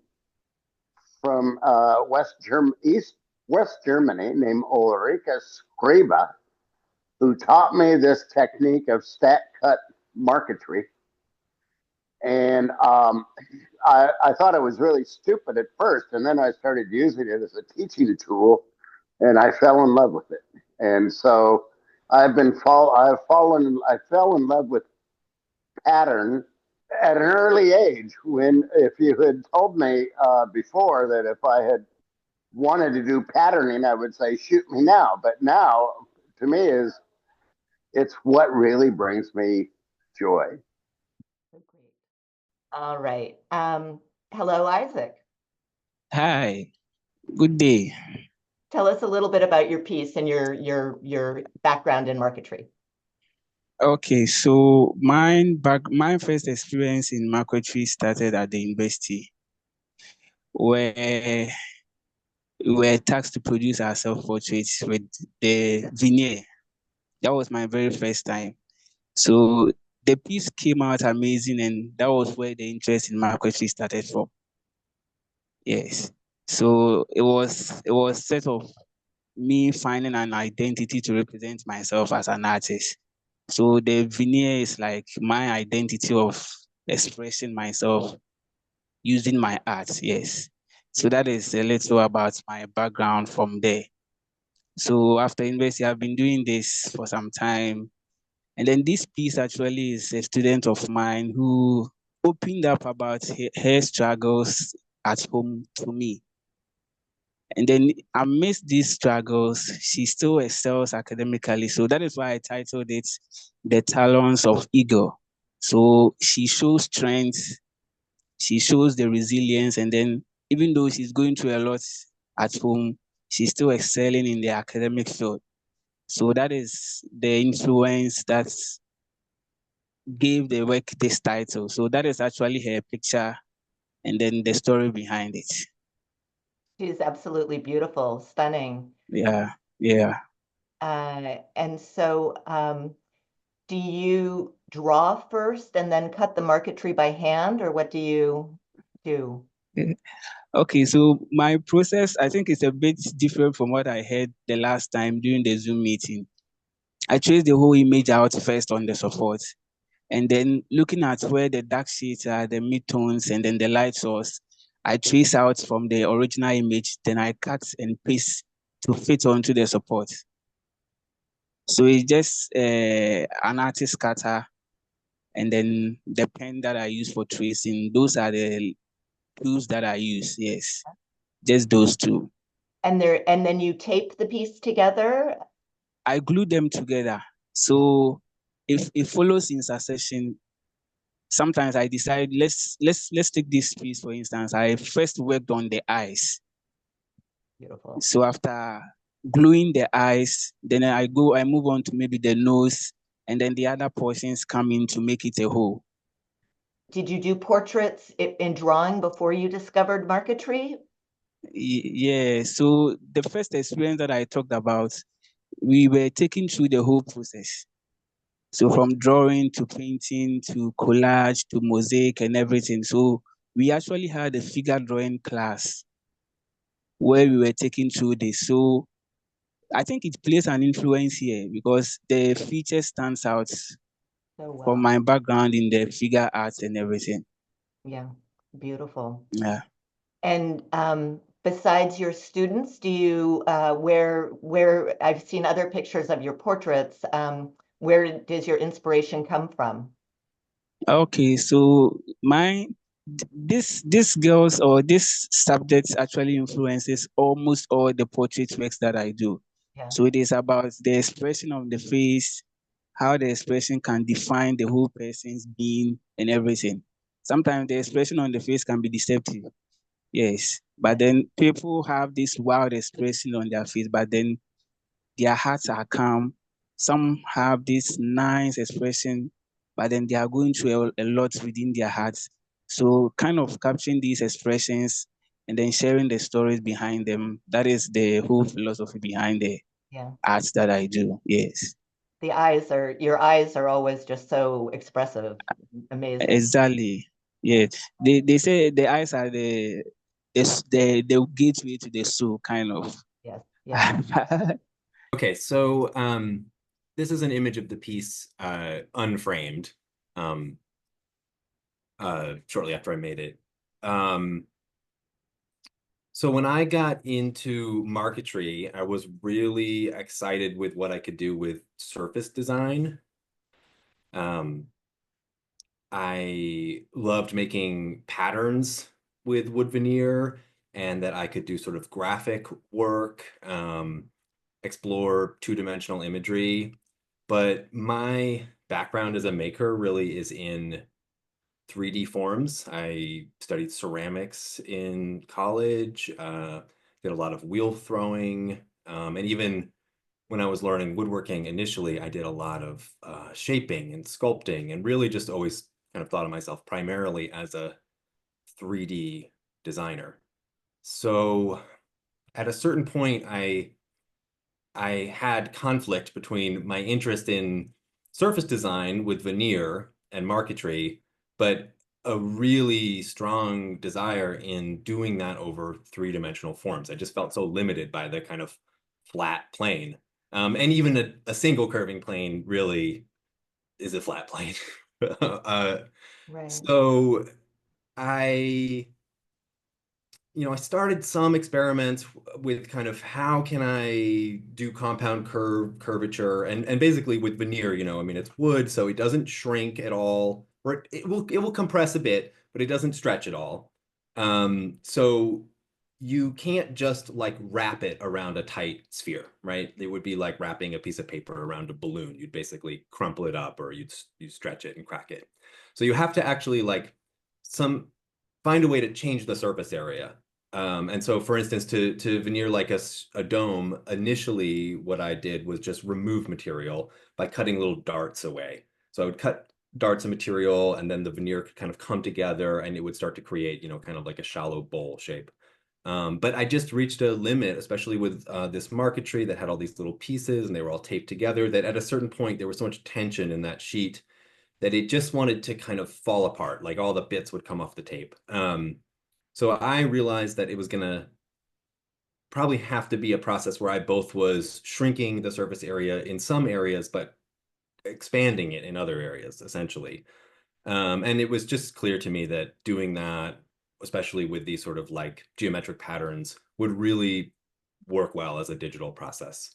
At that point, I didn't know really anything about CAD. I didn't know anything at all about digital manufacturing, but I knew enough to know that it was probably a good route to try. So I was really fortunate. I received the Minnick Fellowship in 2017 and basically was able to spend a year teaching myself digital processes and developing a process for 3D compound curve veneering. So, with a piece like this, each little segment, like each diamond, is a small enough amount of compound curvature that it can accurately be flat patterned with software and laser cut. And then as I put all the little pieces together, they don't tessellate a flat plane anymore. They actually tessellate this particular curved plane. So there's no tension at all in that surface when it gets actually glued down to like the form and pressed over a bending form. And that's sort of just the basic process. And yeah, it really has been a big part of what my work's been about for the last 6 years. Let's say hello to Chelsea Van Voorhees. Hi. So I guess I'll talk a little bit about my past and how my experience has led up to this piece. I started woodworking in 2016, and one thing led to another, and I found myself without a shop, and I wanted to continue woodworking, but I didn't, have a place where I could create sawdust, and I saw marquetry as the perfect outlet because I could do it in my living room, and I would cut things in my living room and then glue them up clamped to my kitchen table. I just really had the drive to keep going. And then that kind of started a passion for it. And yeah, I was working with it, doing a lot of geometric shapes, doing a lot of kind of basic designs. And then COVID hit, which again, I was housebound and, you know, doing things in my room again. And that's kind of when I started to get into more organic shapes. I started doing words. I started doing more pictures, more in the marquetry aspect. And that's really kind of when I started doing things that were themed with social and political commentary. And then it's just kind of evolved from there. And this piece was really fun and a new challenge for me. You know, I've been doing marquetry for a long time, but most of it has been on flat surfaces, you know, just glued down and put a frame on it and hang it on a wall or, you know, put it on a table. And I really like the idea of more like movement and, you know, how can I play around with more 3D things? So this was my third time doing marquetry on timbre doors. And that was a fun and crazy challenge. I didn't want to have the gap in between the staves. So what I did was I cut all the staves and then I sat there and I shellacked the sides of them. And then I cut the marquetry panel, glued it to the staves, and then I sliced in between each stave. And because the shellac was there, I just had to cut through the veneer and then they could kind of pop apart, which was well done. A labor of love. I have since seen people set up like a little jig with a little plane blade. And I'm like, okay, well, that's just brilliant. I should have thought of that. And I think I'll definitely try that next time. But this was a really fun, challenging piece as well, because I needed to make sure the doors lined up. You know, it's 4 separate cubbies. So I needed to make sure that the circle of the sun actually matched up.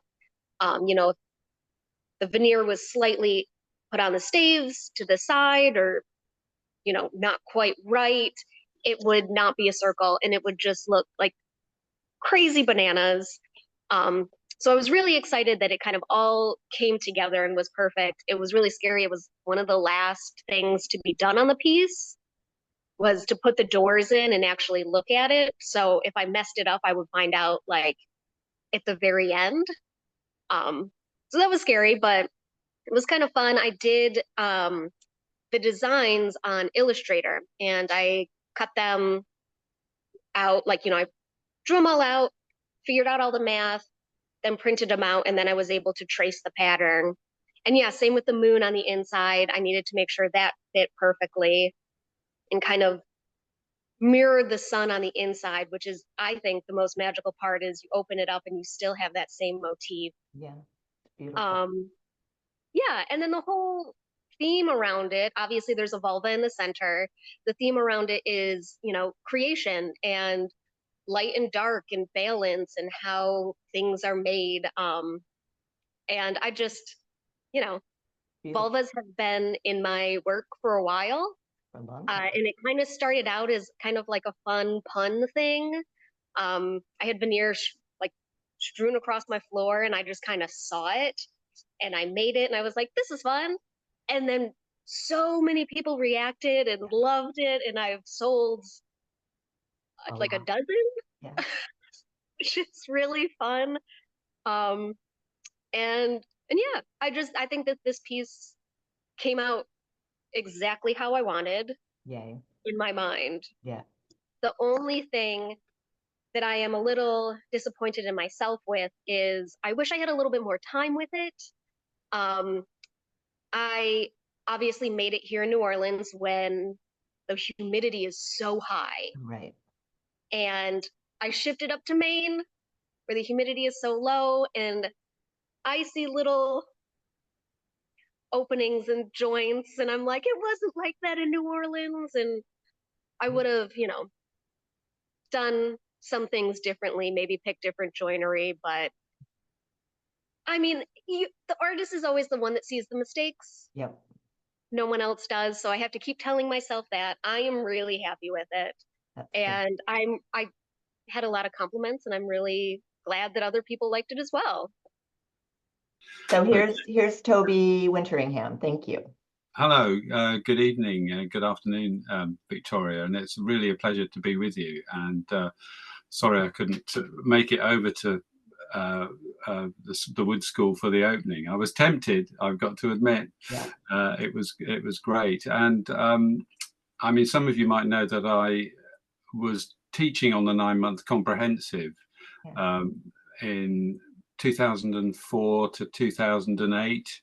I did a few years, and Jim Macdonald was the marquetry tutor who came in while I was there to introduce students to marquetry. So I was amazingly flattered to be invited to contribute to the exhibition, because Jim knows that I have produced marquetry pieces in the past.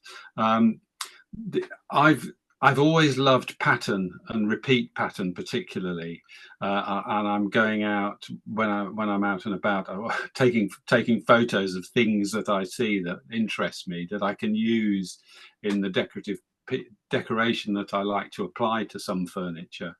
My background is I trained as a furniture designer in the 1970s.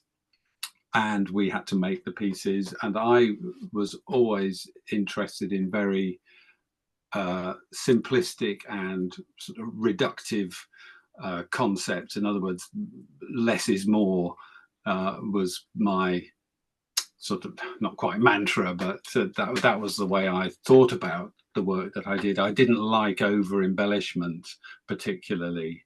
I mean, I guess it was also on the back of in those times, Victoriana was very popular at the time, Laura Ashley and things like that, quite highly decorative things. So I was fighting against that.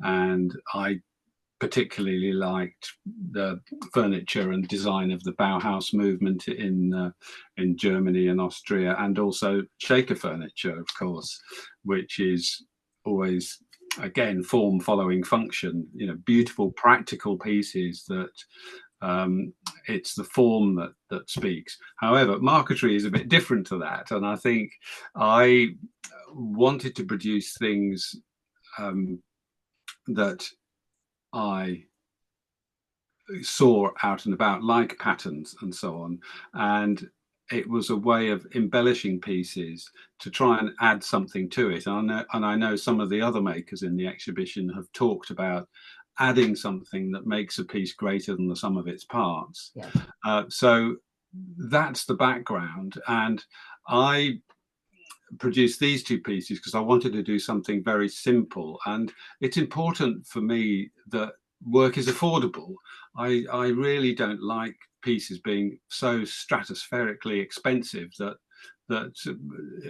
people can't afford them. So I tend to, what I try to do is put the money on the front, really. That's what people see and what people are paying for, but I don't neglect the back. I try to finish things all round to make them as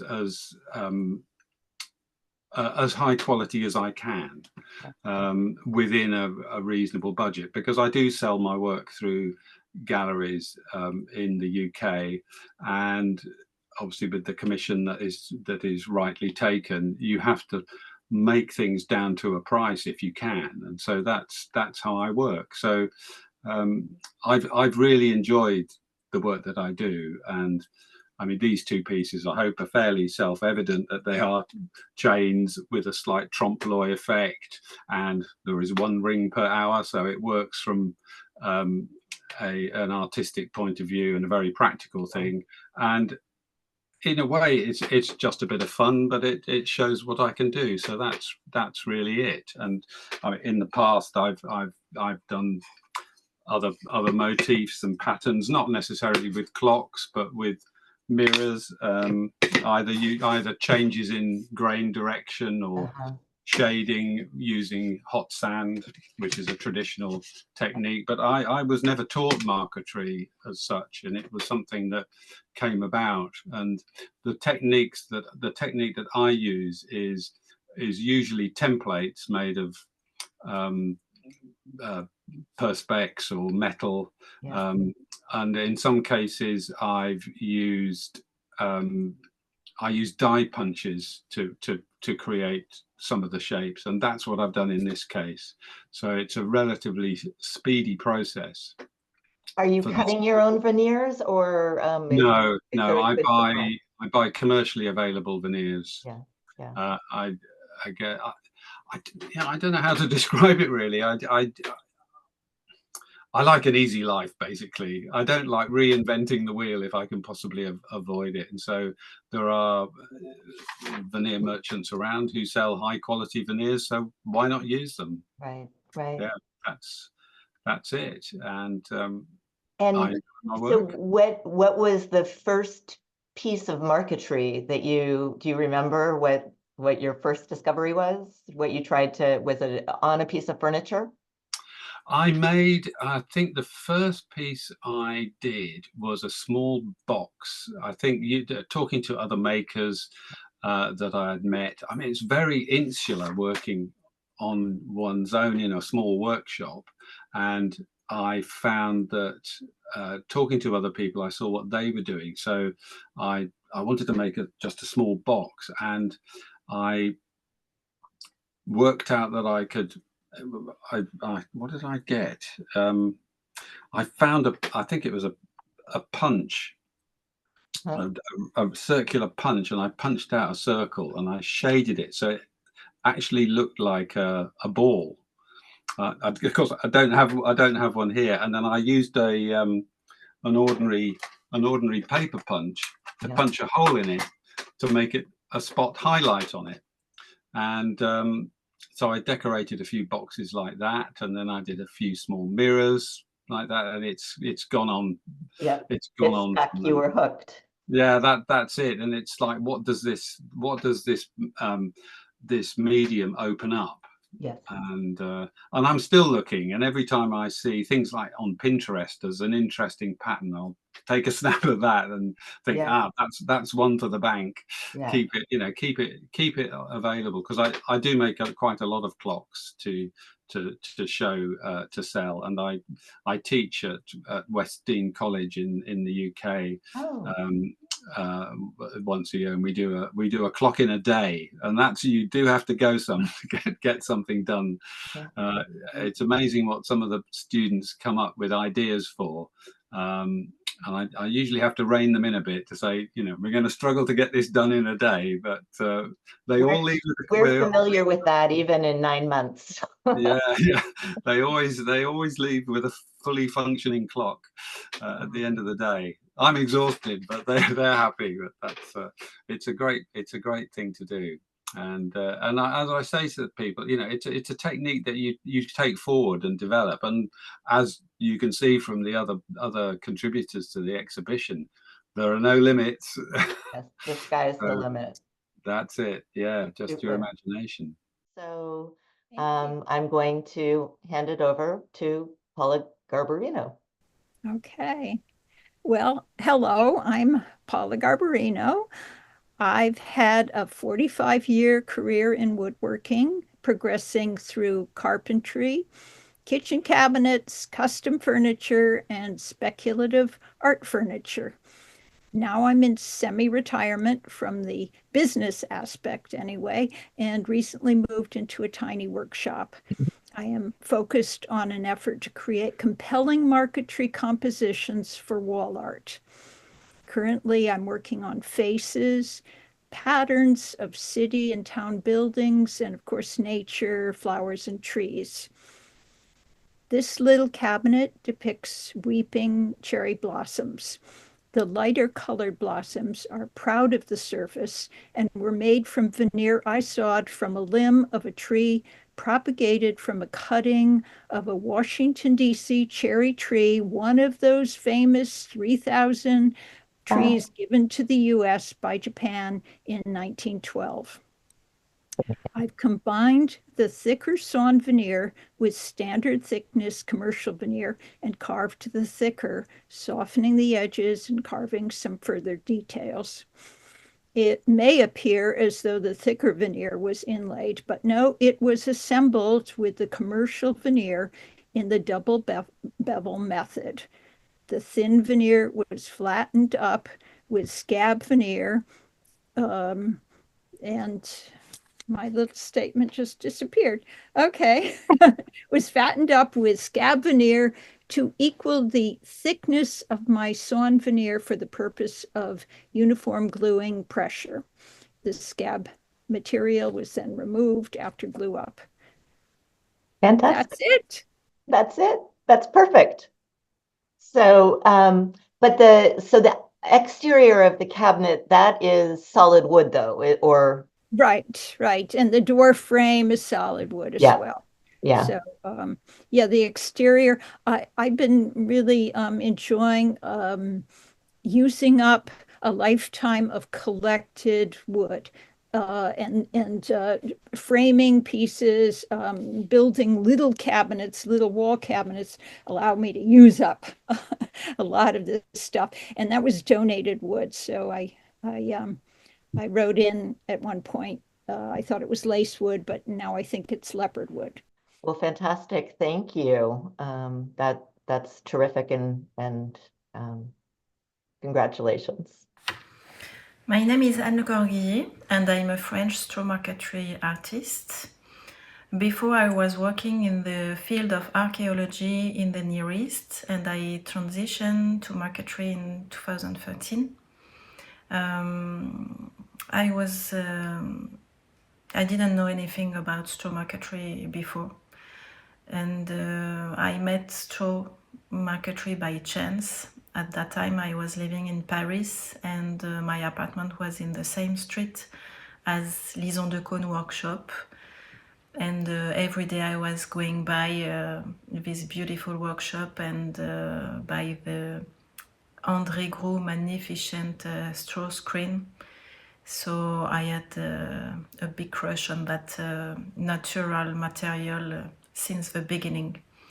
I decided to learn straw marquetry. First, I tried on my own.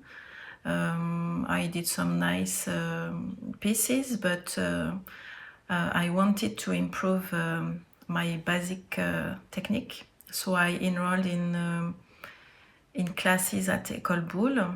It was not straw marquetry classes because it doesn't exist for the moment.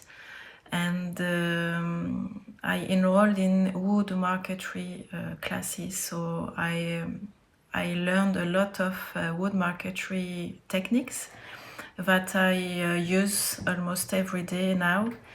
And I apply these techniques on straw marquetry.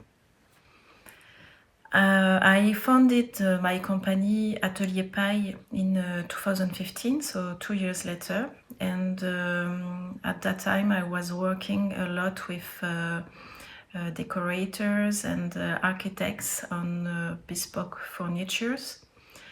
These years were a very formative experience. It was very interesting. But already at that time, I had the desire to create pieces on my own. I left Paris in 2019 and I settled in Brittany. Brittany is in the west of France and it's a very beautiful land where I come from. My goal when I settled in Brittany was to focus my work on creation. I started with small pieces like small decorations and also jewels. And my jewels met immediately a lot of success, and this success provided me and continue to provide me with enough income so that I can dedicate time to create my own pieces. 2 to 3 pieces leave the workshop every year.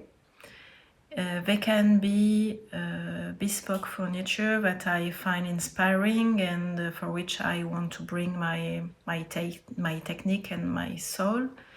And they can also be personal creations.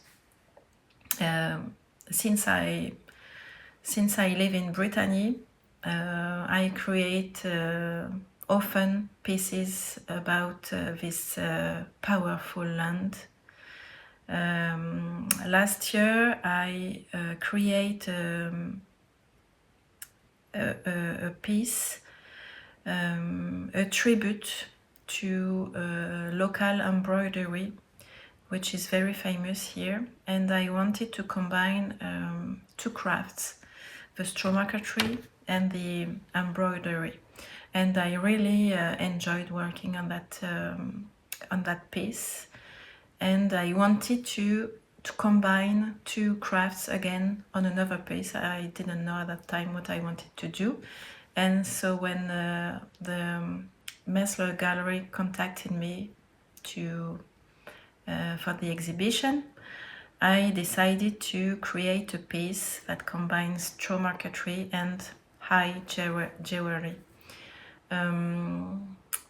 I like the contrast between the rustic nature of the straw and the preciousness of the stones, and I think that this contrast seems to vanish in the panel.